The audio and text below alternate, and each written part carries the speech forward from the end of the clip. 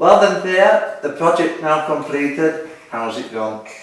Well, it's been hard work. It's taken a lot longer than we expected, with all sorts of trials and tribulations, but we have reached the conclusion of it, and we are very pleased with our house and the way it's turned out.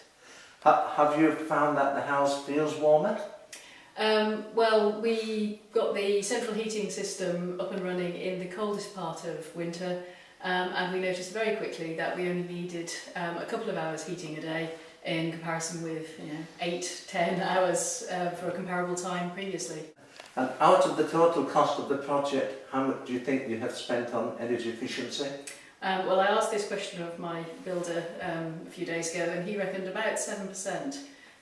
So not very much, but on the other hand, we've insulated the whole house. So value for money, I think. Value for money.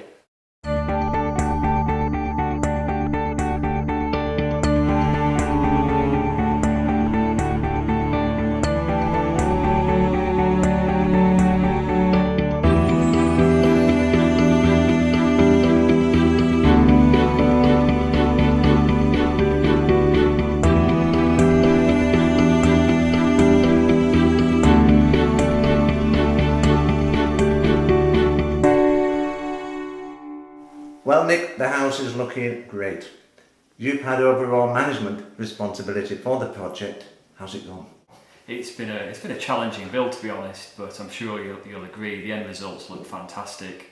We managed to incorporate a lot of the energy saving measures that we talked about in our original video.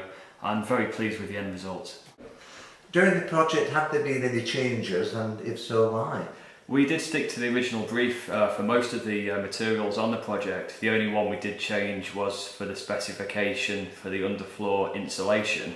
You may remember we'd originally specified sheep's wool. That was changed to an insulation made from recycled glass bottles in the end, due to two factors. One was cost, the second was sourcing the material locally. So we went for the glass bottles, same energy efficiency, same U value, just cheaper in cost and sourced more easily.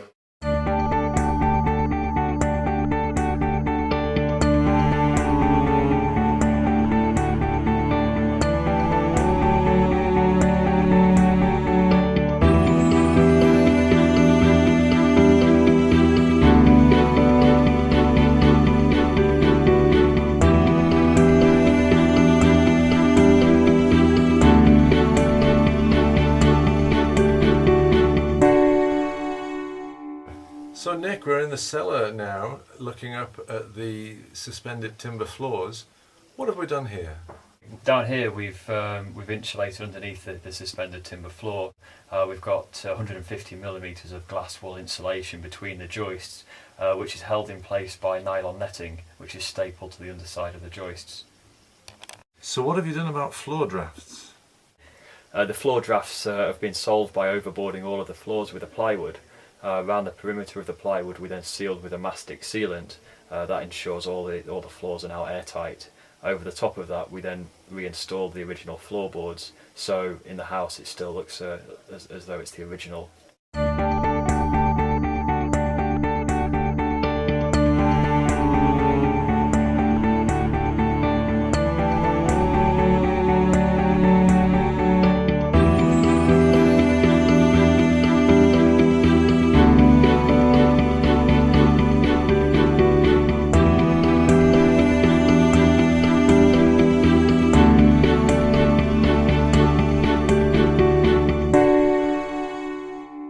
So, is it a good idea to spend money renovating an old house? Totally. We've got so much housing in the UK which is not utilised to its full potential in terms of energy efficiency.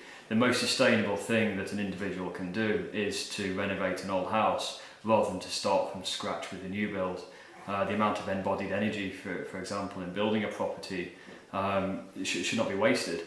We should reuse the housing stock we have, make them more energy efficient, to really improve the energy efficiency of housing across the UK.